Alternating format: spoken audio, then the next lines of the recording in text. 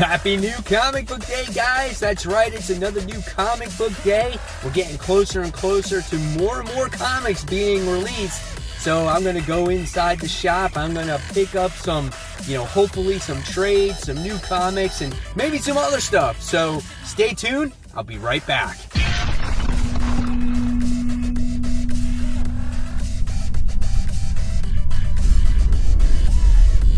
Hey, all my webheads out there, welcome back to Comic Book Corner 2.0. And fans, I am your host, Mike Spider Slayer, always helping you make decisions on what comic books to buy. And today, guys, we're doing Spider Slayer's Comic Book Haul. This is episode 421. This is the video series where each and every week I show you guys what I pick up at my comic book store, which is Comic Central. Best comic book store in the world. If you're in Central Florida, go ahead and check it out. That's right, guys. And at any time, if you like this video, let's give it a like, subscribe, hit the bell, and if you want to become a member, hit that join button. So, without any waste of time any further, let's go ahead, let's get started with this haul. Guys, there's a few more comic books that came out this week. Things are starting to get back to normal, right? So here is the mysterious black bag. What did I get this week? Well, we'll soon find out. Okay, so, bam, here's the stack. What did I get this week, right? Because there was some comic books, but there wasn't a ton. So let's kick it off with the books that I picked up. So the first thing I picked up was Savage Dragon issue 248. I have not read a single issue of this even well before the quarantine happened, so I'm excited to jump on board with Savage Dragon. Here's some of the Eric Larson artwork that's inside of it. Looks pretty good. Always have to be a little bit worried about showing some of the artwork in here because this book can be quite graphic at times, but great read. Hopefully I'll remember what the heck's going on once I start reading it, but that's issue 248. Next we have, I think it's the second printing of Bang issue 1. The first printing sold out. They didn't have that many copies, so I jumped on board with issue 1, second printing. Hopefully it will be good. I did hear lots of great things when it comes to this book. This is impressing me right away. I'm like, whoa, that's what you get when you first open up this book. So hopefully it will be good for me. And maybe I'll see if I'll read issue 2. So we have that, and that's from Dark Horse Comics. Next is another new number 1. This is from ADW. This is Year 0. This is issue 1 of 5. This is a zombie apocalyptic book. But the way this book is that it's taken on all different perspectives. So everything that's going on around the world, you see how different people are dealing with the apocalyptic situation that's going on. Here's some of the interior artwork that's in here.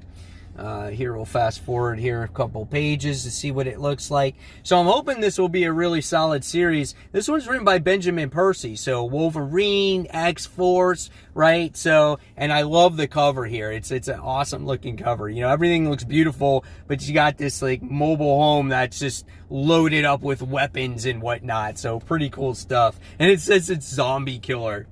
All right, next we have another zombie book. This is DC Unkillables. This is issue 3 of 3. They now have the digital series that came out that takes place like between the first volume, if you want to check that out. But I'm looking forward to this. I'm a fan of Deceased and everything that surrounds it. My only issue with this story is kind of the artwork and how small the word bubbles are at times when it comes to this book. But it is a great story, and at the end of the last issue, I think I don't know what happened. Something happened with Bane, or somehow they busted through the walls and they're going to attack all the children. Same thing. It's been a long time, but check out this kind of this artwork that's going on in this book. So there you have that one. So that's DC's Unkillables. And with that, I had to buy the Deadshot variant cover. That one is just absolutely gorgeous looking cover. It's so detailed.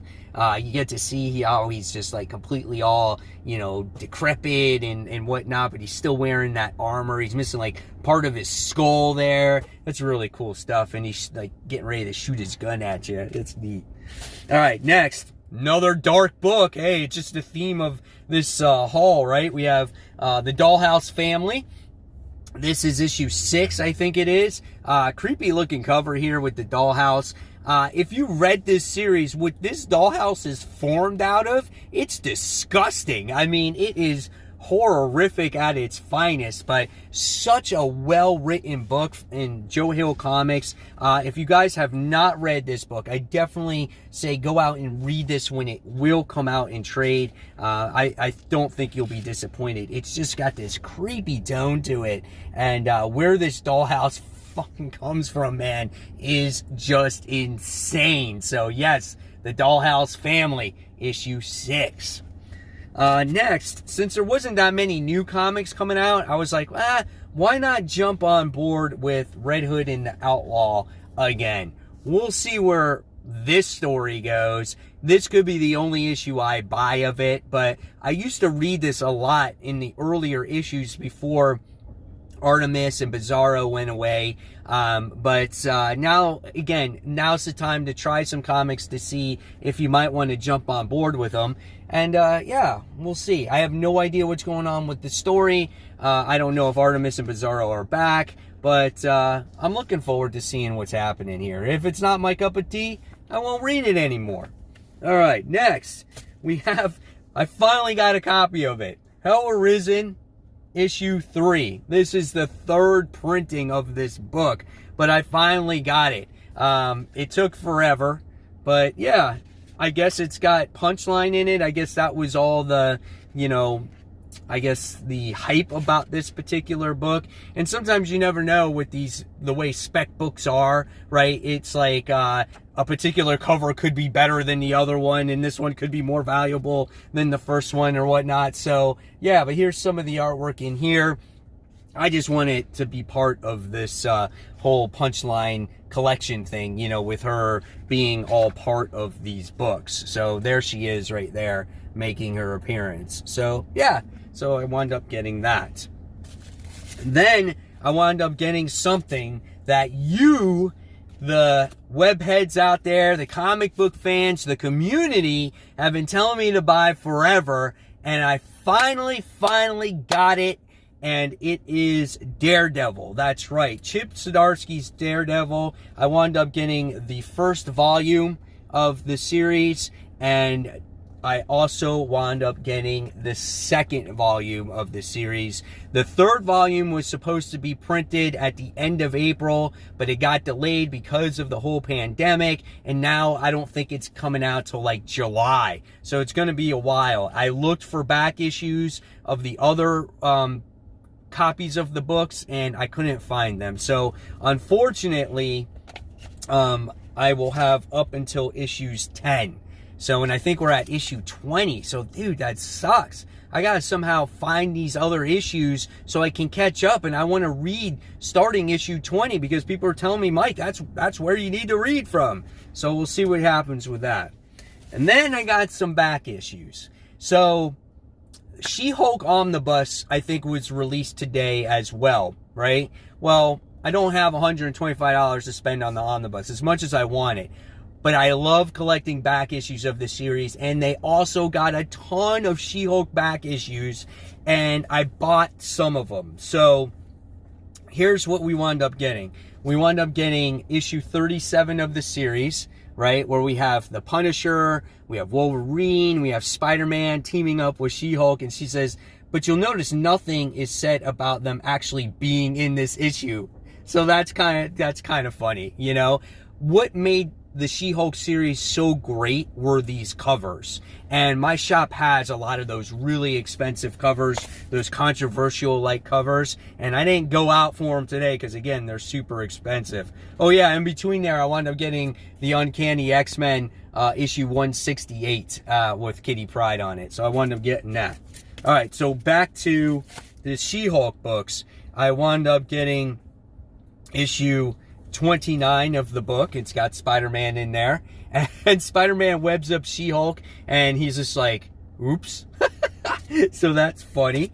And then you have issue 30, where you have the Hobgoblin in there. So she's like, oh, come on, I didn't plan for you until Halloween. So that's awesome. And then I wound up getting issue 31. So you got the guy that's like making the whole I guess covers, right? And she says, "Hey, no," he goes, "Hey, no fair, Renee. You said I could do anything on my first issue. Put your ego back in the box, John. I'm already letting you get away with more than I probably should in the inside." So that's kind of funny there too. All these covers are so hilarious. And then I wound up getting issue 58 of the series with Electro on there, and it says, of course you realize this means war. So hopefully next week they will still have some of those other issues, and maybe I'll buy a little bit more of those pricier issues, because depending on what I pick up next week. But there is the haul this week, guys. Hopefully you enjoyed it. Hopefully you enjoyed some of the She-Hulk pull I got. And now I want to hear in the comments below what you guys picked up this week. And are you excited that if you can get to your shop, that it's open and more comics are coming back? And as always, I'll leave you more content right here to check out. And until next time, guys, this is Mike Spider Slayer signing off, and I'll see you guys real soon. Take care, guys. Bye.